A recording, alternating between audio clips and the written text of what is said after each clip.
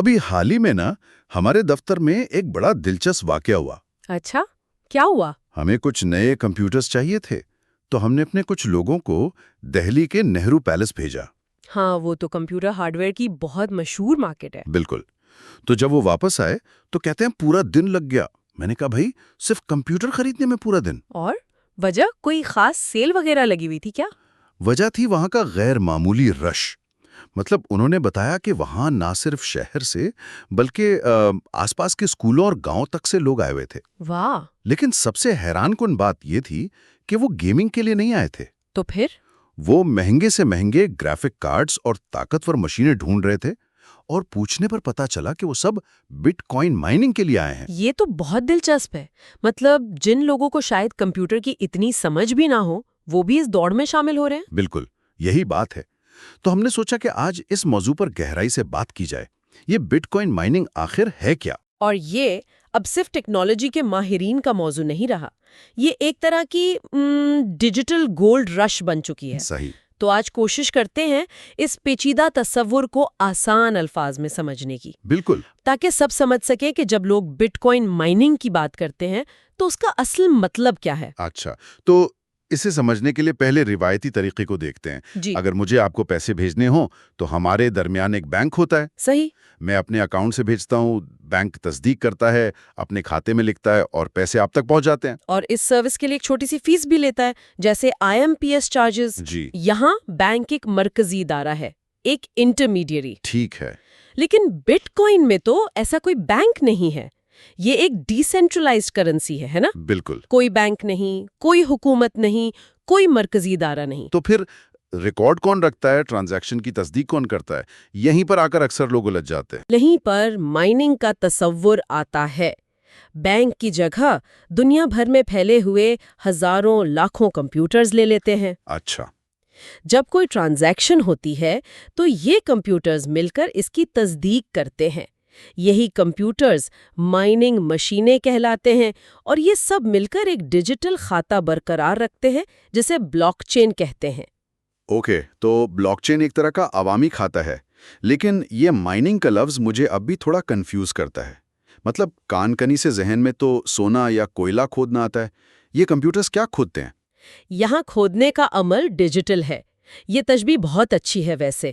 جیسے سونے کے کان کن زمین کھودتے ہیں، ویسے ہی bitcoin miners computing power استعمال کر کے نئے بٹ کوائنز کو ایک طرح سے تلاش کرتے ہیں۔ تلاش کرتے ہیں؟ کیسے؟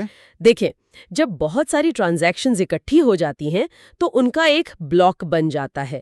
اب اس بلاک کو بلاک چین میں شامل کرنے کے لیے ان تمام کمپیوٹرز کو ایک بہت ہی پیچیدہ ریاضیاتی مسئلہ حل کرنا ہوتا ہے۔ ایک منٹ، پیچیدہ ریاضیاتی مسئلہ؟ کیا یہ کمپیوٹرز کیلکولس کے سوال حل کر رہے ہوتے ہیں؟ نہیں، یہ ایک عام غلط فہمی ہے۔ یہ اس طرح کی ریاضی نہیں ہے۔ اسے سمجھنے کا آسان طریقہ ایک لاٹری کا ہے۔ لاٹری؟ ہاں، سمجھیں کہ سسٹم ایک بہت بڑا لاٹری نمبر چاہتا ہے، اور ان تمام کمپیوٹرز کا کام صرف اتنا ہے کہ وہ تیزی سے، مطلب ہر سیکنڈ میں اربوں خربوں اندازے لگاتے رہیں۔ تو یہ ذہانت کا کھیل نہیں بلکہ رفتار اور طاقت کا کھیل ہے۔ بالکل۔ جس کمپیوٹر کو وہ صحیح لاٹری نمبر سب سے پہلے مل جاتا ہے وہ جیت جاتا ہے۔ وہ اس بلاک کی تصدیق کرتا ہے اور اسے بلاک چین میں جوڑ دیتا ہے۔ اس پورے عمل کو ہی مائننگ کہتے ہیں۔ واہ! تو نہرو پیلس میں آئے وہ لوگ دراصل اسی ڈیجیٹل ریس میں شامل ہونے کے لیے ٹکٹ خرید رہے تھے۔ صحیح پکڑا آپ نے۔ لیکن اب بھی سوال وہی ہے، کوئی اتنی محنت کیوں کرے گا؟ اس لاٹری کا انعام کیا ہے؟ یہی تو اس پورے نظام کی بنیاد ہے، انعام۔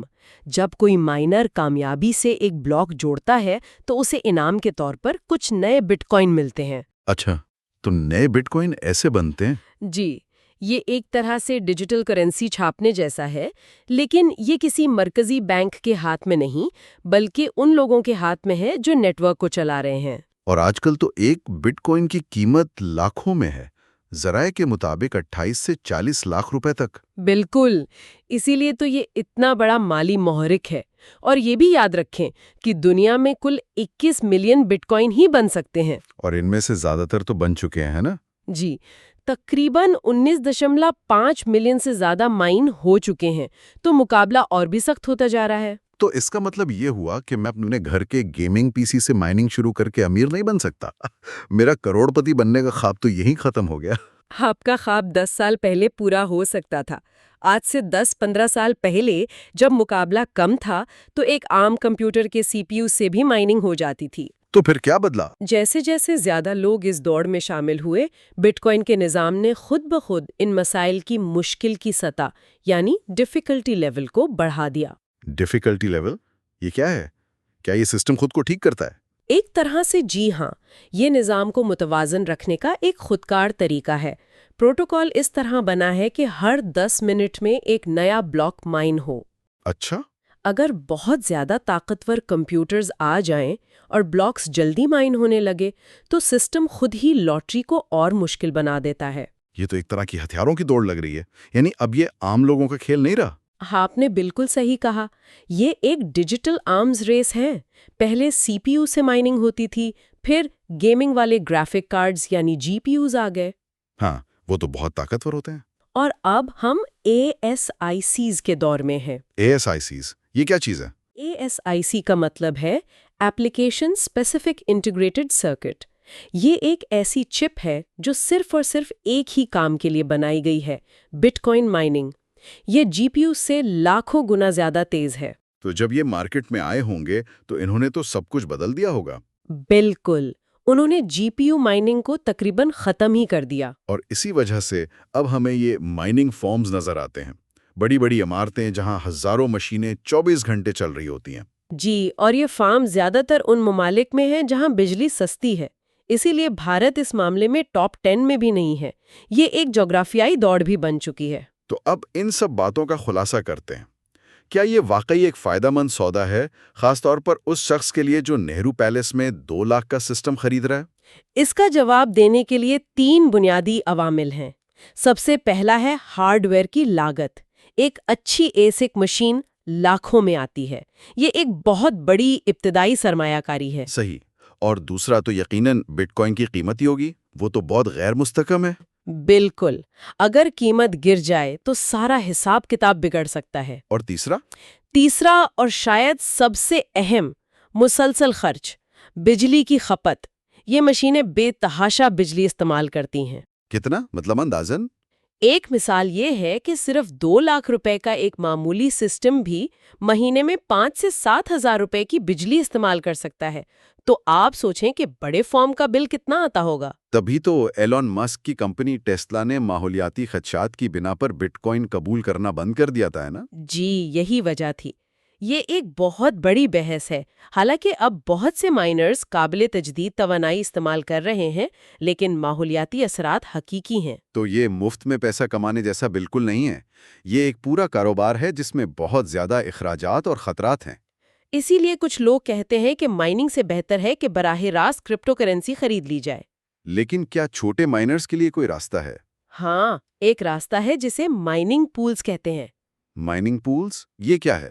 آج کل اکیلے جیتنا تقریباً ناممکن ہے، تو دنیا بھر سے چھوٹے مائنرز انٹرنیٹ کے ذریعے اپنی کمپیوٹنگ پاور کو اکٹھا کر لیتے ہیں، ایک ٹیم کی طرح۔ اچھا۔ جب ان کی مشترکہ کوشش سے کوئی بلاک مائن ہوتا ہے تو انعام سب میں ان کی پاور کے تناسب سے تقسیم ہو جاتا ہے۔ یہ تو ایک طرح کی کمیٹی ڈالنے جیسا ہے۔ شاید نہرو پیلیس والے لوگ یہی کرنے کا سوچ رہے ہوں۔ عین ممکن ہے۔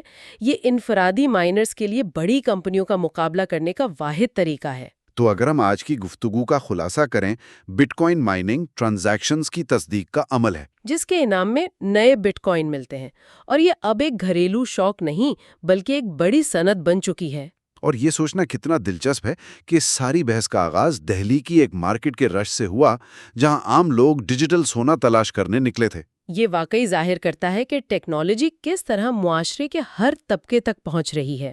ایک منٹ، یہاں ایک بات میرے ذہن میں کھٹک رہی ہے۔ ہم نے یہ پوری گفتگو اس بنیاد پر کی کہ بٹ کوائن ایک غیر مرکزی کرنسی ہے، جی، لیکن جیسے جیسے ہم نے بات کی پتہ چلا کہ مائننگ کی طاقت تو چند بڑی کمپنیوں، بڑے فارمز اور چند بڑے مائننگ پولز کے ہاتھوں میں آ گئی ہے۔ یہ ایک بہت اہم نکتہ ہے۔ تو کیا یہ بٹ کوائن کے اس بنیادی نظریے کے ہی خلاف نہیں جاتا؟ کیا ہم واپس اسی مرکزیت کی طرف نہیں جا رہے ہیں جس سے بچنے کے لیے یہ بنایا گیا تھا؟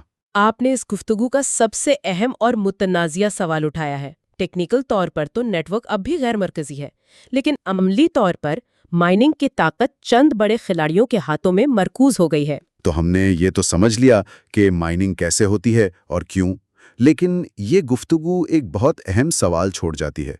जैसे जैसे ये माइनिंग फॉर्म्स ज़्यादा ताकतवर हो रहे हैं, तो क्या ये बिटकॉइन के बुनियादी नज़रिए के खिलाफ नहीं? और क्या एक ऐसी करेंसी जिसकी बुनियाद किसी पर भरोसा न करने पर थी, अब वो चंद ताकतवर माइनर्स के रहमो करम पर नहीं आ गई हैं?